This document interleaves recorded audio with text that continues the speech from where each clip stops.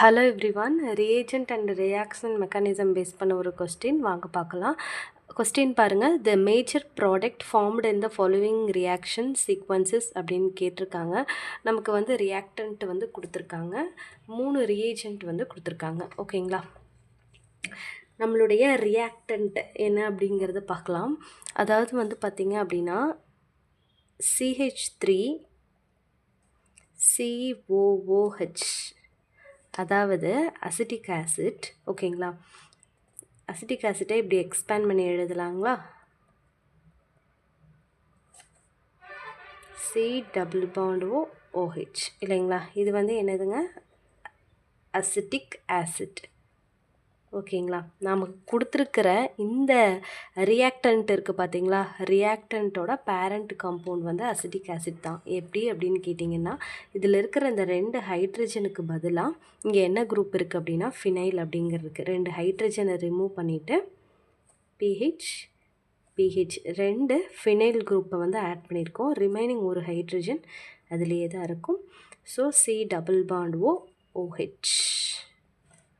ஓகேங்களா, இது வந்து பார்த்திங்க அப்படின்னா அசிட்டிக் ஆசிட்லேருந்து நமக்கு கிடைச்ச காம்பவுண்ட், அதாவது நமக்கு கொடுத்துருக்க ரியாக்டன்ட்.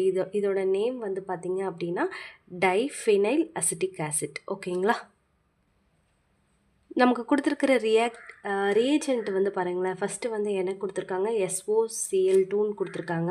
அதாவது thionyl chloride SOCl2.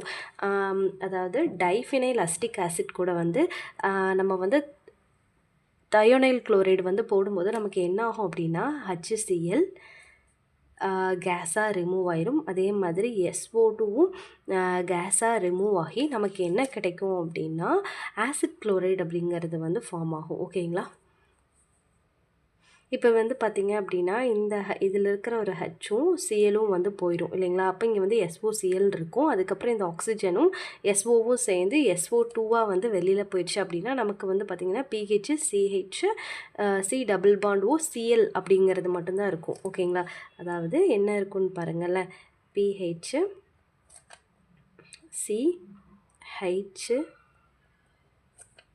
C double bond OCl அப்படிங்கிறது இருக்கும். ஓகேங்களா, இதுதான் வந்து பார்த்திங்க அப்படின்னா ஃபஸ்ட்டு அதாவது இது வந்து ஃபஸ்ட்டு ஸ்டெப்பு. ஓகேங்களா, இதில் வந்து பார்த்திங்க அப்படின்னா தயோனைல் குளோரைடு கூட வந்து ட்ரீட் ஆகி நமக்கு வந்து ஆசிட் குளோரைடு அப்படிங்கிறது வந்து ஃபார்ம் ஆகிருக்கு. செகண்டில் நமக்கு என்ன கொடுத்துருக்காங்க? NF3 நைட்ரஜன் ட்ரைஃப்ளோரைடு வந்து கொடுத்துருக்காங்க, NF3. ஓகேங்களா, நைட்ரஜனில் இருக்கிற லோன் பெர் ஆஃப் எலக்ட்ரான் தான் வந்து பார்த்திங்க அப்படின்னா இந்த ரியாக்ஷனை வந்து இனிஷியேட் பண்ணுது. அதாவது இந்த லோன் பெர் ஆஃப் எலக்ட்ரான் வந்து பார்த்திங்க அப்படின்னா இந்த கார்பன் அட்டாக் ஆகிருக்கிற இந்த ஹைட்ரஜன் இருக்குது பார்த்துருக்கீங்களா, இதில் அட்டாச் ஆகிருக்கிற இந்த ஹைட்ரஜனை அட்டாக் பண்ணுது.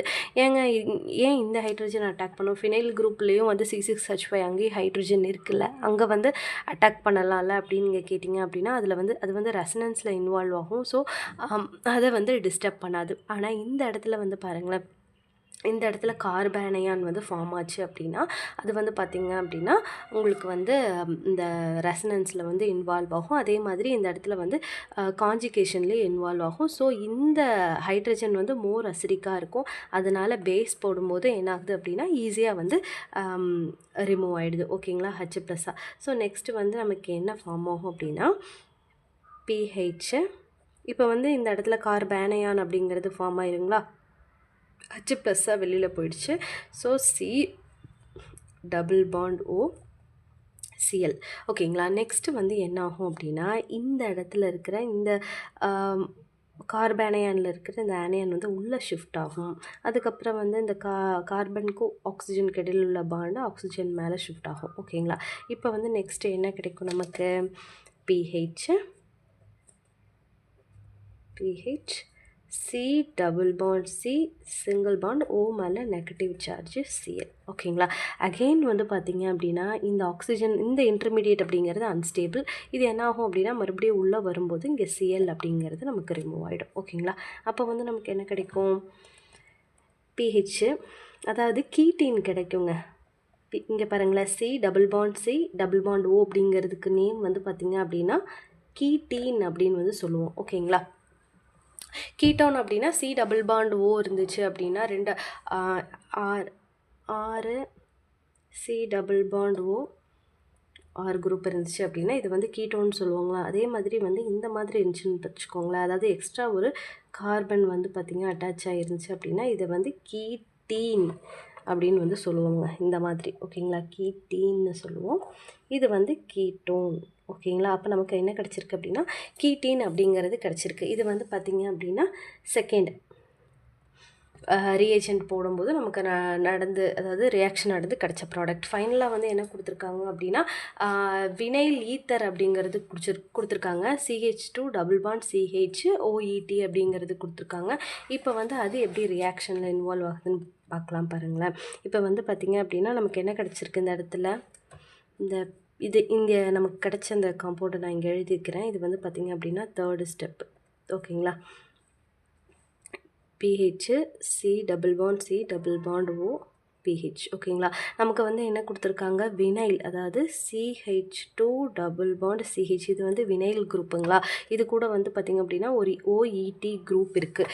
அதாவது ROR அப்படின்னா நம்ம ஈத்தர் அப்படின்னு சொல்லுவோங்களா. இங்கே வினைல் இருக்கிறதுனால இதை வந்து வினைல் ஈத்தர் அப்படின்னு சொல்கிறோம். இதில் என்ன ஆகும் அப்படின்னா இந்த இடத்துல வந்து பாருங்களேன், லோன் பேர் ஆஃப் எலக்ட்ரான் இருக்குங்களா. இந்த லோன் பேர் ஆஃப் எலக்ட்ரான் வந்து பார்த்திங்க அப்படின்னா ரெசனன்ஸில் இன்வால்வ் ஆகுங்க. இது வந்து பார்த்திங்க அப்படின்னா உள்ளே ஷிஃப்ட் ஆச்சு அப்படின்னா இந்த CH2 இருக்குது பார்த்திங்களா, அதுக்கு மேலே வந்து பார்த்திங்க அப்படின்னா மைனஸ் சார்ஜ் அப்படிங்கிறது வந்துடும். அப்போ வந்து நமக்கு பார்த்திங்க அப்படின்னா எப்படி கிட்டனா அது அப்படியே இந்த பக்கம் எழுதுகிற, அதாவது ETO டபுள் பாண்ட் CH, இந்த CH2 மேலே வந்து மைனஸ் சார்ஜ் வந்துடும் ஓகேங்களா. இப்போ வந்து பார்த்திங்க அப்படின்னா இது வந்து பாண்டு உள்ளே வந்தங்காட்டி இந்த இடத்துல ஓக்கு வந்து பார்த்திங்க அப்படின்னா நெகட்டிவ் ஓக்கு மேலே பாசிட்டிவ் சார்ஜ் அப்படிங்கிறது வந்துடும் ஓகேங்களா. இப்போ வந்து என்ன ஆகும் அப்படின்னா இந்த C டபுள் பாண்ட் O, இந்த கார்பன் வந்து பார்த்திங்க அப்படின்னா எலக்ட்ரோஃபைலாக இருக்கும். இங்கே இருக்கிற நியூக்ளியோஃபைல் வந்து போய் வந்து பார்த்திங்க அப்படின்னா இந்த கார்பனை அட்டாக் பண்ணுங்க. அப்போ வந்து என்ன ஆகும் அப்படின்னா இந்த பாண்ட் இருக்குது பார்த்திங்களா, இந்த பாண்ட் வந்து பிரேக் ஆகி அகெயின் வந்து என்ன ஆகும் அப்படின்னா இந்த எலக்ட்ரோஃபைல், இங்கே வந்து எலக்ட்ரோஃபைல் இருக்குல்ல, ஸோ இதை வந்து அட்டாக் பண்ணும் ஓகேங்களா. அப்போ நமக்கு ப்ராடக்ட் எப்படி கிடைக்கும்னு பாருங்களேன். அதாவது இந்த இடத்துல வந்து பார்த்திங்க அப்படின்னா PH இருக்குங்களா, இங்கே ஒரு கார்பன் இருக்குது. ஸோ அங்கே இருக்கிற அந்த கார்பனோட பாண்டு வந்து பிரேக் ஆகி தான் எது கூட வந்து அட்டாக் ஆகிருக்கும் அப்படின்னு பார்த்திங்க அப்படின்னா இந்த கார்பன் இருக்குது பார்த்திங்களா, இந்த கார்பனை வந்து அட்டாக் பண்ணியிருக்கோம். இந்த கார்பனை அட்டாக் பண்ணும் பொழுது அகைன் இது வந்து நியூட்ரல் ஆகிடும் ஓகேங்களா. இப்போ நான் எழுதுகிற பாருங்களேன். இப்போ C டபுள் பாண்ட் O அப்படியே தான் இருக்கும். இதுக்கும் வந்து பார்த்திங்க அப்படின்னா இது டெல் பாசிட்டிவாக இருக்கும், இது டெல் நெகட்டிவ். இப்போ வந்து இங்கே நெகட்டிவ் சார்ஜ் இருக்குது, இது வந்து பாசிட்டிவ் அட்டாக் பண்ணும்போது அது ரெண்டுக்கு இடையில் வந்து பாண்டேஜ் வந்து வந்துடுது. ஸோ CH2 இந்த இடத்துல வந்து பார்த்திங்க அப்படின்னா CH குரூப் இருக்குது.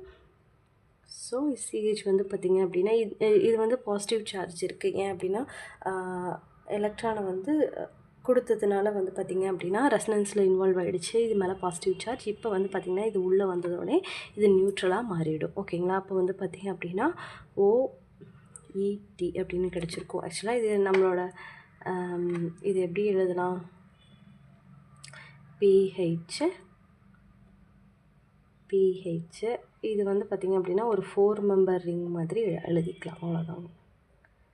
டபுள் பாண்டும் இந்த இடத்துல வந்து OET அப்படிங்கிறது வந்து ப்ரெசென்ட் இருக்குது. ஸோ இந்த ரியாக்ஷனுக்கு வந்து பார்த்திங்க அப்படின்னா என்ன ஆன்சர் அப்படின்னா ஆப்ஷன் B அப்படிங்கிறது தான் இந்த கொஷினுக்கான சரியான ஆன்சர் ஓகேங்களா. ஓகே, இது புரியலைன்னா அப்படின்னா இன்னொரு டைம் வீடியோ பாருங்கள், உங்களுக்கு புரியும் ஓகேங்களா. தேங்க்யூ ஸோ மச் ஃபார் வாட்சிங்.